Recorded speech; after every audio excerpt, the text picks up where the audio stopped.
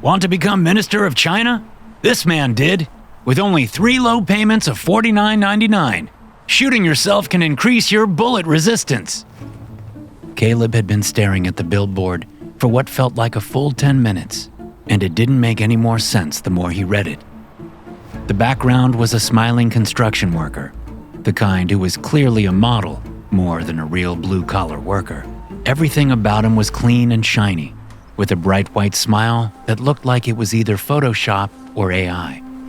The text across the board was highlighted in different colors: neon green, orange, and bright pink. His McDonald's cup of ice-cold Sprite was sweating all over his hand and making his fingers go numb. He pulled his eyes away from the billboard long enough to switch hands and flick the water off his fingers, rubbing his palm onto his coat. He wondered how long his buddy Trent planned to leave him standing in the parking lot of the split-second oil change, looking like a mouth-breathing asshole, especially since he had a nasty cold.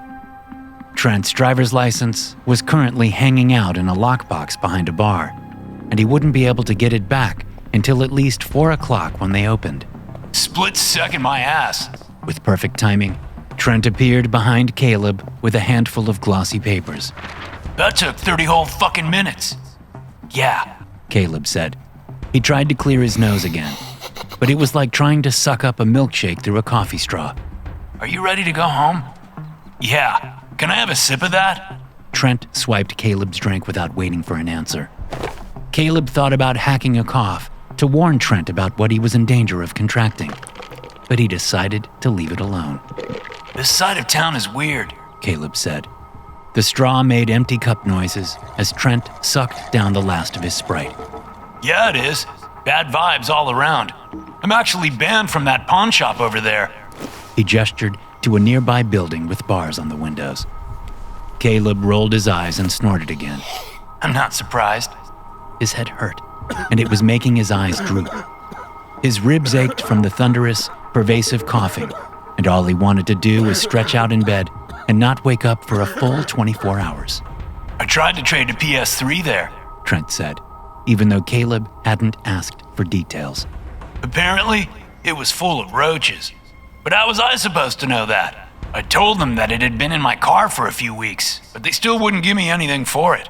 Not even $10 to put towards the gas of driving all the way across town. Caleb nodded and scrunched his brow, pinching the bridge of his nose and massaging the sore sides. Keys? He asked. The more his head throbbed, the shorter his patience grew. Yeah, for sure. Trent tossed him the keys, and they jingled through the air. Caleb caught them and started walking towards Trent's car. The old blue truck was rusted up and not good for much anymore, but Trent had been holding on to it since college and wasn't the type to let go of things easily. God, I'm starving, Trent said, sliding into the passenger seat. Think we can hit up a drive-thru on the way home? Sure, Caleb said, as he stuck the key into the ignition and turned over the engine. Back through the McDonald's again? It's right there. Nah, Trent said. I don't think I want that. There's a Popeyes down the road, though. Just make a U-turn up here at the light. Caleb rolled his eyes. He wasn't in the mood to argue. Okay, he said. That's fine. Oil change cleaned me out, though, Trent huffed. Didn't realize these shits were going to charge me through the nose just to dump a bottle of full synthetic down the hatch. You've got me, though, right? I'll pay you back on Thursday for sure. An hour later, Caleb was finally able to collapse in his bed. He glanced at his phone, squinting in pain and dragging the brightness down as far as it would go. 1 p.m. He had a few hours before Trent would be ready to go back to the bar. Caleb had half a mind to leave him there too. Just drop him off and drive away. They had been friends since college, but not a day went by recently where Caleb didn't regret letting that loser crash on his couch. Caleb punched 2 dark blue NyQuil pills through their silver foil packaging and popped them into his mouth. He washed them down with a glass of water he had already sitting on his bedside table, and then he rolled over to drag his pillow down over his head. All he wanted was some sleep. Eventually, he drifted off, and when he did, he had strange dreams. He dreamt about the construction worker from the billboard ad. The man just stood there with his mile-wide, too-white smile and his bright, clean yellow hard hat. There wasn't anything behind him, just a long dark hallway that seemed to stretch on forever, and the man's body took up most of it. Caleb tried to look around the man to see if anything was behind him, but he couldn't see past the worker's shoulders. Although Caleb could feel something, it was like he knew, somehow, that there was something insidious behind the worker that was slowly creeping its way forward. Caleb kept inching closer to the construction worker. Or maybe the man was getting closer to him. There was no way to tell. The man didn't look like he was moving. His smile stayed plastered onto his face, and his eyes remained fixed forward. But Caleb was now close enough to see that there were tears streaming down the man's face. The shirt underneath his bright orange and yellow vest was soaked with them. There were long, damp streaks down the front, going all the way to the hem, with spots of dark mold starting to grow as if they had been there for a while. It freaked him out. Caleb took several steps back, now too afraid to even try to look down the hall. He just wanted out of this nightmare, out of this weird, liminal space that felt like it was closing in on him. And somehow, he also knew that behind him wasn't much better. It was another long, empty hallway, and if he turned around, he just might disappear. Something flashed across the floor. Caleb looked down and saw that he was standing on a screen. He felt the static through the bottom of his shoes, like he was standing on an old TV, and the words ran across the bottom in bright red bands, the yellow words flashing at him in all caps. "Shooting yourself can increase your bullet resistance!" A light appeared underneath the floor, and it lit up like a screen. It kept getting brighter and brighter until Caleb's eyes burned inside their cavities. Caleb growled, fighting the urge to claw at his face and rip them out. He dug his nails into the side of his head and kept his eyes on the construction worker. He saw tears falling from the tip of the man's nose, and they sent up sparks as they fell and went splat against the floor screen. "Shooting yourself can increase your bullet resistance. Magic bullets clear congestion. This is not a dream. Hallways are the death of all life. Cinnamon rolls can bring you joy when baked with cheese. Russians are holding a hearing to determine whether they bring back neon chess tournaments." The words in front of him looked scrambled, but he still knew exactly what they were saying. Caleb took another step back and his foot slipped, like he had been standing on the edge of a hole, and he fell. Darkness swallowed him up almost instantly, and he kept falling. Somewhere in the distance, he heard sniffling, and he wondered if it was that weird, sobbing construction worker. Caleb woke up with his nose stuck to his pillow. He groaned in disgust and pulled himself free, grabbing a handful of tissues from the box next to the water cup and began cleaning himself up. His eyes still hurt, and he was sweating something fierce. The pillowcase had a wet imprint of his face, and when he touched his forehead, it was like holding his hand over a stove coil. He thought he had been doing better, but maybe driving Trent around had kicked his fever back up.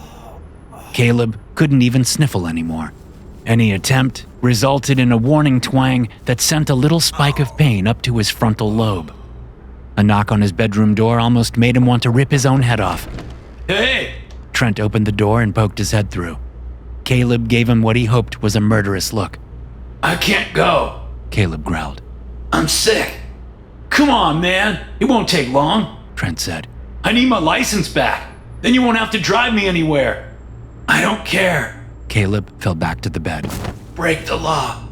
"Dude." Trent wiggled his way into the bedroom.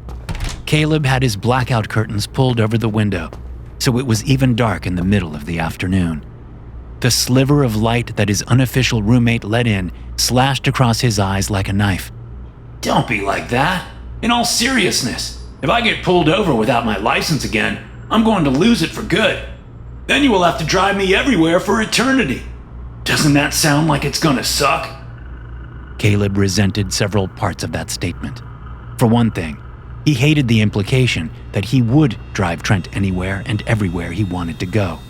He also hated Trent basically pinning even a hypothetical license suspension on him. The more his headache grew, the more he wanted to tell his friend to go find another couch to snore on. But the pain fried all his circuits, except for the ones that lent themselves purely to survival. Okay, Caleb said. Fine, we'll go get your license. But if I do this for you, I expect you to leave me alone for the rest of the week. I am so sick and I can't handle you right now. Trent perked up. Oh, you bet, he said. I'll leave you alone, quiet as a mouse. And I need you to get a job. One that isn't scratching lottery tickets. Trent looked a little perturbed about that, but he nodded. Okay, he said. Sure, Caleb. I can leave you alone and start looking for a job. That was enough of a win, he guessed. Caleb rolled out of bed and slipped into his bed shoes. He grabbed his jacket and pulled it over his shoulders, one sleeve still flapping as he left an arm out and swiped Trent's keys out of his hand. It was almost 5 by the time they pulled up to the bar. People were already starting to gather. Caleb parked as close to the door as he could, ending up on the side of the building. I'll be right back, Trent promised. He let himself out of the car, and Caleb's head sank into his hands. He must have fallen asleep. When he woke up, it was dark, and the clock on the dashboard read 7:32. The gas tank was nearly empty, and there was no sign of Trent, but there was a big line forming in front of the door. So where the hell was his roommate? Caleb grabbed a few fast food napkins from the center console and twisted them into tight little ropes that he then stuck up his nose. The tips tickled the inflamed insides of his nostrils and made him want to sneeze, but he held it in. He thought about trying to get around the side of the bouncer, but there was no point in that. Caleb found the end of the growing line and waited, coughing hard enough that people kept their distance on either side. Honestly, he was fine with that. The bar windows were covered in all sorts of brightly colored flyers and various advertisements. Caleb couldn't read most of them, because indie bands and burlesque troupes had a habit of placing black, blurry fonts on top of pink and yellow saturated papers that made them impossible to decipher. It made his graphic designer heart ache. One flyer did stand out to him. It was half peeking out from behind a torn paper advertising a karaoke night. At first, all Caleb could see was half the face of a construction worker, the same one from his dream and the billboard, and then the highlighted words underneath. The construction worker's face was wrinkled with water damage, and the highlighted words that he could see read, "Magic bullets clear congestion."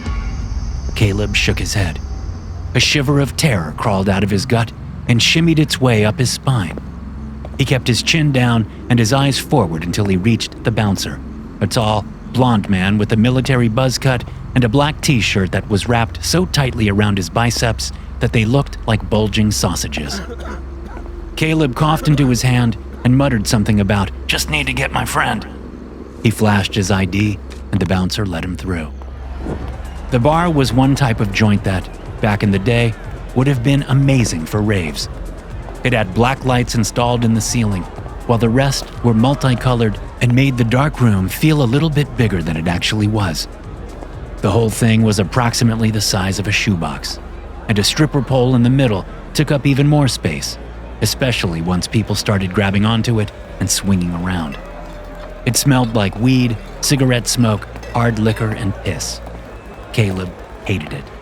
He wanted nothing more than to get in, find Trent, and get out as quickly as possible. The music throbbing over the speakers was some ear-splitting brand of metal that made him want to take an ice pick and split his own skull open. If only he had a gun. He would stick the muzzle up his nose and fire straight into his brain. Magic bullets were known for clearing congestion, but he didn't have any of those. He wasn't even sure where he could get some. He finally found Trent on an old, crushed velvet couch, snuggled up to someone who was wearing rainbow goggles on top of their head.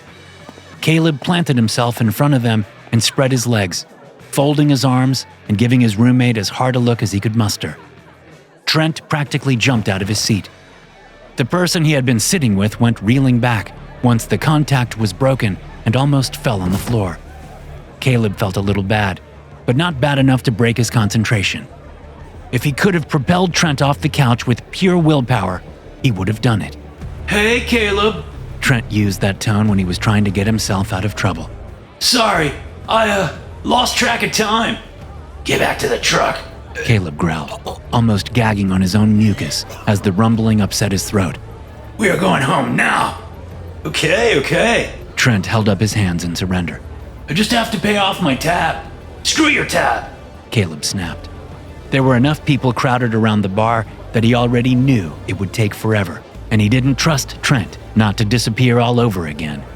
They'll charge your card in the morning. Trent opened his mouth like he was going to argue, but it looked like he knew that he screwed up bad.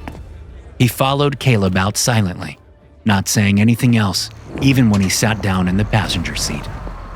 The gas needle was hovering so far below E that Caleb was amazed the truck even started. Trent puffed heavy, tequila-scented breaths into the trapped air, and the smell that he was forced to pull through his mouth made Caleb want to vomit. He started the truck and went to the nearest gas station. I'm going to pump gas, Caleb said. His nose was so clogged that his ears popped when he swallowed, and every word sounded like he was underwater. Do not get out of the truck. Cross my heart, Trent said. But I'm hungry as hell. Do you think you could grab me some chips while you're in there? Caleb didn't respond. He got out of the truck and slammed the door shut. He took a step towards the pump and noticed there was a piece of paper taped over the screen. It said, "Pay inside." Caleb turned on his heel and walked into the gas station. The door was heavy, and some greeting alarm let out a half-hearted wheeze when he stepped inside. He walked right up to the counter, where a greasy-haired teenage boy was scrolling on his phone with his feet propped up. Caleb couldn't even clear his throat to get the boy's attention. He slammed his hand down on the countertop and smacked it a few times until the teenager looked up. Oh shit! The teenager scrambled into a sitting position. Hey, how's it going? Fine, Caleb garbled. I need 20 on pump 2. He pulled out his card to swipe and glanced up out of habit. He had quit smoking years ago, but he found himself always looking for the classic Marlboro Reds anyway, like nodding to an old friend you don't speak to anymore. Except this time, he didn't see cigarettes. The wall behind the teenager was lined with cases of shells and bullets. Caleb's eyebrows sprang up into his hairline. What are those? He asked. The teenager glanced over his shoulder. Oh, we just got them in, he said casually. We don't sell rifles, but we do have some handguns down in the case. He tapped on the counter, and Caleb glanced down. He hadn't even noticed the glass front to the gas station's counter. And yet right there, next to the obnoxiously big vapes and cartridges of cotton candy-scented juice, he saw a row of pretty handguns that gleamed brighter than new nickels. Wow, Caleb said. He dragged in another ragged breath through his mouth. Are they any good for headaches?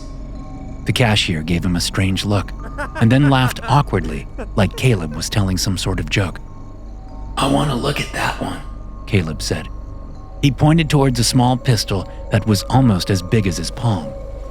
The cashier bent to pull it out, and Caleb caught a glimpse of another box behind his head. Magic bullets! Clears everything out, first try! Caleb's heart raced. I need some of those. He pointed above the teenager's head. The cashier barely had time to set the gun down on the counter before turning to see wherever his patron was pointing at. Which ones? The cashier asked. Magic bullets, Caleb said. They fit this cartridge, right? Sure. The cashier turned and gave Caleb a strange look. You sure that's what you want? Yes, I want them, Caleb insisted. The cashier hesitated for only half a second longer, and then he shrugged. He grabbed a box of the magic bullets and put them in a plastic bag. This too. Caleb tapped the shiny pistol. The cashier grabbed it and packed it into a box filled with dark foam. Caleb took the bag with his prize and then swiped his card for his new total. His head already felt a little lighter as soon as he stepped out of the gas station. Some sort of placebo effect, he supposed. The anticipation of relief was almost as good as the medicine itself. He almost forgot about the gas, but the sight of the pump reminded him, and he looped his arm through the plastic handle as he went to dump a full $20 worth into Trent's tank. He intended to make his roommate pay him back every penny. Magic bullets clear congestion. That was what the flyer had said, right? Caleb dug his hand around in his bag and pulled out the box, looking on the front and then the back just to see if he was crazy. There was nothing else legible printed on the box. Everything looked like it had been smeared or printed backwards inside of the factory. It wasn't a big deal, though. He knew how to use a gun. His old man had taught him how many years ago. The pump clicked. Caleb put the nozzle back and it spit out his receipt. He left the paper flapping there and then got back into the driver's seat of the old blue truck. Trent looked over at him expectantly, but then his friend's face fell when he realized there were no snacks in Caleb's bag.